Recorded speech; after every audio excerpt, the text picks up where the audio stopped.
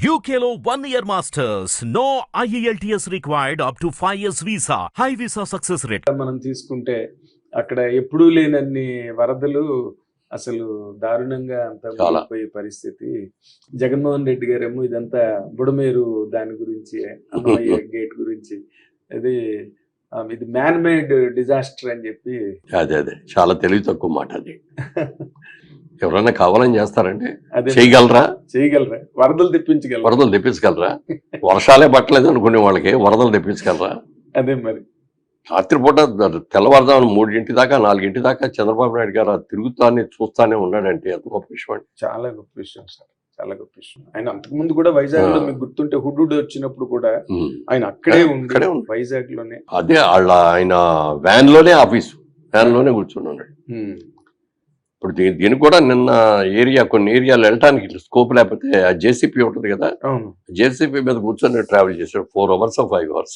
ఎంత రిస్క్ కదండి లైఫ్ కి నిజంగా.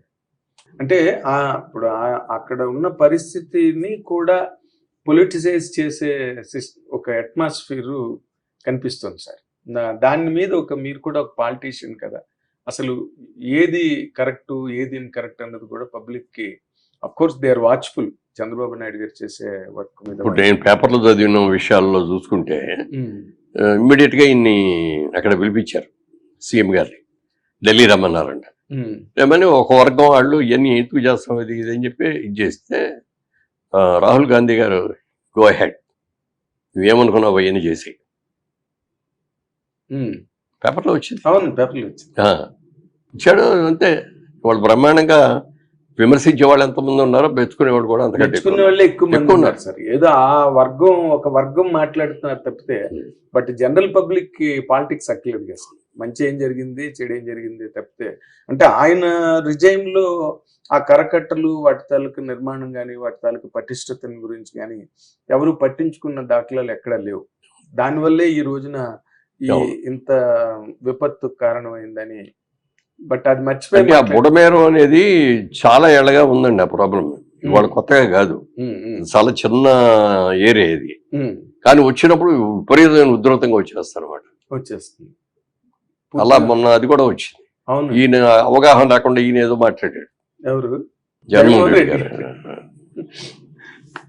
ఏదో ఆయన ఇల్లు అక్కడ ప్రొటెక్ట్ చేసుకోవడం కోసం ఎన్ని నీళ్లు వదిలేశాడు, ఎన్ని ఓళ్ల మీద పడి. అదే నాగబాబు గారు దాని మీద చాలా స్ట్రాంగ్ గా రియాక్ట్ అయ్యారండి ట్విట్టర్ లో. చాలా స్ట్రాంగ్ గా రియాక్ట్ అయ్యారు. మీరు అప్పుడు చేసింది ఏంటి, అయితే అప్పుడు మీరు చేసింది కరెక్టా అంటే మనం మాట్లాడకూడదు, ఏదో డిబేట్ నడుస్తున్నది కానండి. బట్ ఓవరాల్ గా అక్కడ ఇప్పుడు పవన్ కళ్యాణ్ గారు డిప్యూటీ సీఎం అయ్యి చంద్రబాబు నాయుడు గారు మళ్ళీ సీఎం గా వచ్చిన తర్వాత ఒక సీనియర్ పర్సన్ గా, ఒక పాలిటీషియన్ గా అక్కడ జరుగుతున్న కార్యక్రమాల మీద మీ తాలూకా ఒపీనియన్ ఏంటి సార్? అంటే ఇప్పుడు జరుగుతున్నది 5 ఏళ్ళు బ్లాక్ అయింది ఏపీ స్టేట్ దాదాపుగా. ఇప్పుడు చంద్రబాబు నాయుడు గారు వచ్చాక మళ్ళీ దాన్ని స్పీడప్ చేసే దీంట్లో ఉన్నారు. ఎలా జరుగుతున్నది, ఏం జరుగుతున్నది అంటే మీరు ఏం చెప్తారు?